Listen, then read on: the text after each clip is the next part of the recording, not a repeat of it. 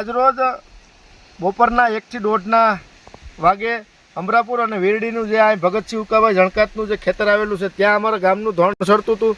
તેમાંની અમારા જસુખભાઈ હીરાભાઈની જે ગાના પેટમાં પણ એક જીવ હતો.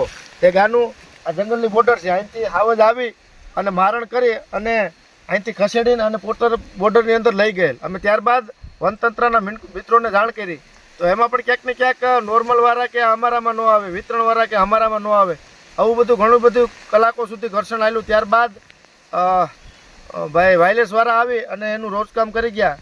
ખરેખર અહીંયા મારી અને પછી ખસેડીને લઈ ગયો.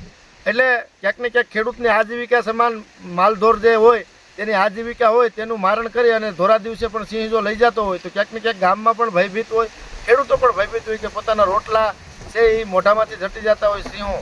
તો આના માટે સરકારને પણ વિનંતી કરીએ કે યોગ્ય વળતર ચૂકવે એવી તમારી પાસે અપેક્ષા રાખીએ.